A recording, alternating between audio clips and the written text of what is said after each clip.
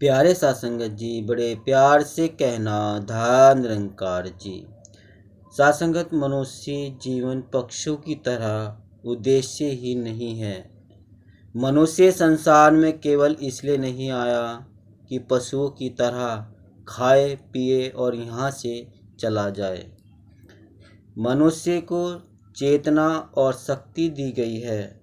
जब जनमानस सच्ची रूहानियत को भूलकर निर्जीव कर्मकांड और रीति रिवाजों में फंस जाता है तो वह कई प्रकार के अंधविश्वासों और कर्मकांडों के बंधनों में बंध कर छोटे छोटे मतांतरों का कैदी बन जाता है। धर्म से तो ये आशा की जाती है कि वह मानव हृदय में परमात्मा का ज्ञान और प्यार पैदा करके उसके जीवन की सारी भटकन और अस्थिरता समाप्त करके उसे अडोलता प्रदान करे। ससंगत, परमात्मा सर्वव्यापक है।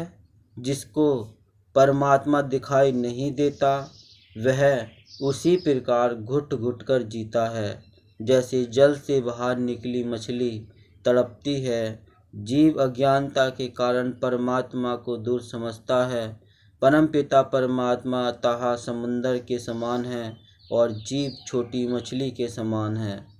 एक तुच्छ मछली अथाह समुद्र की तह कैसे पा सकती है।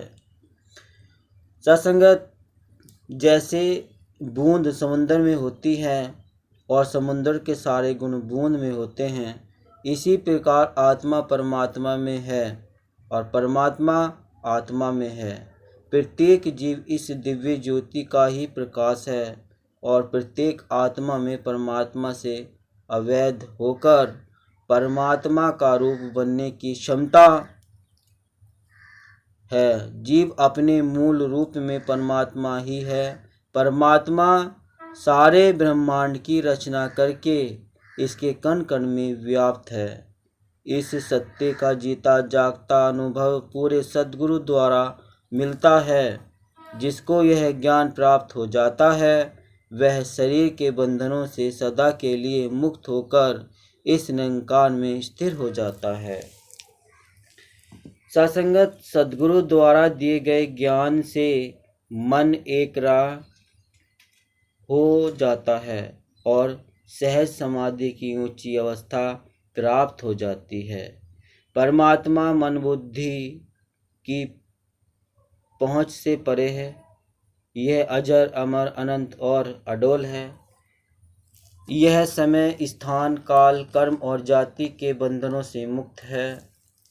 इसका प्रकाश अपने आप से हुआ है और यह अपना आधार स्वयं है। यह अजोनी है, जन्म मरण के बंधनों से आज़ाद है और रंग रूप वर्ण चिन्ह से मुक्त है। अलख आगम और निरंकार परमात्मा का ज्ञान केवल सद्गुरु देता है। जो जीव सद्गुरु की शरण में आ जाते हैं और सद्गुरु के दिए सुमिरन की कमाई करते हैं वे सदा के लिए काल के जाल से छूट जाते हैं। जब तक अहं खुदी या होमे का नाश नहीं होता परमात्मा से मिलाप नहीं हो सकता। जहाँ होमे अहंकार है वहाँ हरि नहीं और जहाँ हरि है वहाँ होमे नहीं। होमे को मारने से ही हरि में सामने की युक्ति पूरे गुरु से मिलती है। जब होमे नाश होता है तो सारे संशय और भ्रम मिट जाते हैं तथा आवागमन के दुखों की समाप्ति हो जाती है। सच्चा ज्ञान और विवेक पूरे सद्गुरु से मिलता है। सद्गुरु हमें पूर्णत्व देकर पूर्ण स्थिरता प्रदान करता है। सासंगत, संसार की कोई वस्तु स्थिर नहीं है। यहाँ की हर वस्तु नाशवान है। वेद, कते, दर्शन, शास्त्र, नदियाँ, समुद्र और खंड पाताल भी नाशवान है। माता पिता और कुटुंब कबीला के जो कर्मों के सब जीव जिनके साथ हमारा लेन देन का संबंध है और जो कर्म के कारण इकट्ठे हुए हैं, सब होमे और मौत का आधार हैं। जैसे जैसे कर्मों का हिसाब खत्म हो जाता है, रिश्तेदार और संबंधी अपने अपने रास्ते चल देते हैं और यह शरीर भी साथ नहीं निभाता। अंत समय यह भी मिट्टी या अग्नि के सुपुर्द होकर यही रह जाता है। मायावती जगत का जो पदार्थ और इंद्रिय सुख स्थिर और स्थायी नहीं है, सब कुछ अस्थिर और अस्थायी है। प्रश्न यह है कि होमे और मौत से छुटकारा कैसे हो सकता है? इस अस्थिर चलायमान संसार से अडोल निश्चल अवस्था कैसे प्राप्त की जा सकती है? ग्रंथ शास्त्रों का ज्ञान, तीर्थ यात्रा, योग, पाठ, पूजा, तप, जप, व्रत, नित्य नेम, त्याग और आसक्ति भी होमे आगमन और मौत से मुक्ति का साधन नहीं बनते। परमपिता परमात्मा की दया मेहर के बिना कोई भी इस रोग से छुटकारा नहीं पा सकता। परमात्मा की दया ही सद्गुरु रूप धारण करके प्रकट होती है।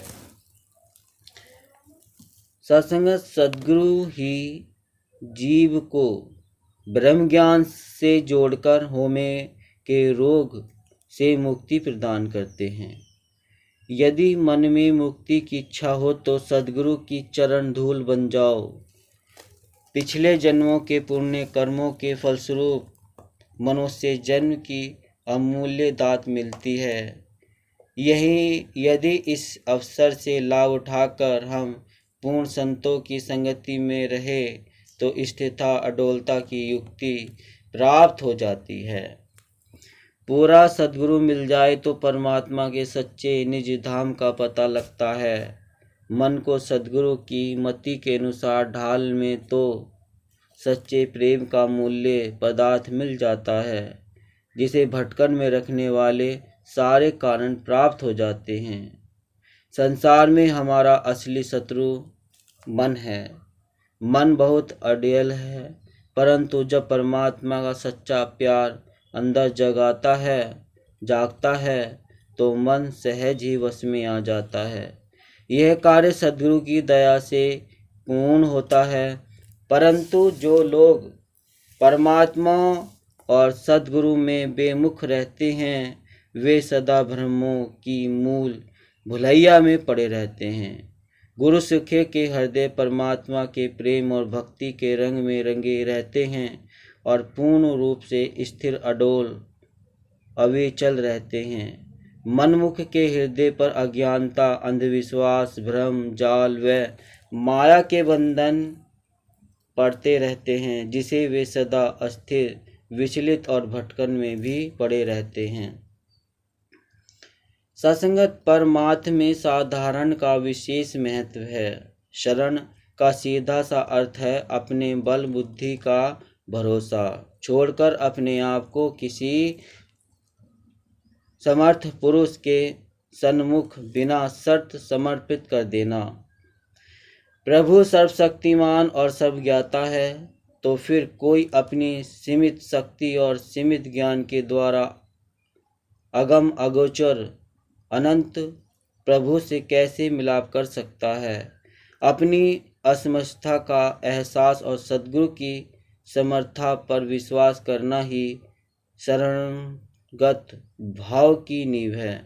ऐसा समर्थ पुरुष जीव के गुण अवगुण नहीं देखता, यह शरण आए की लाज रखता है और उसे अपना बल प्रदान करके पूर्ण कर देता है।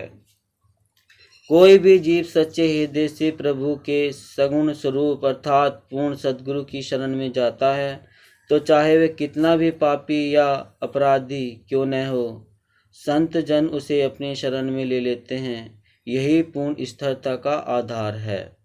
तो आइए सत्संगत पूर्ण स्थिरता का आधार हम भी रखें, क्योंकि यही पूर्ण है और यही सारे काम पूर्ण करने वाला है।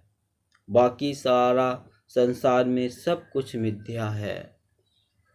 तो सत्संग दास निवेदन कर रहा है, अगर आपने अभी तक चैनल को सब्सक्राइब नहीं किया है तो संदेश निरंकारी का चैनल को सब्सक्राइब कर दीजिए और बेल आइकन प्रेस कर दीजिए। दास मनीष मिलते हैं अगले नेक्स्ट वीडियो में। प्यार से बोलना, धन निरंकार जी।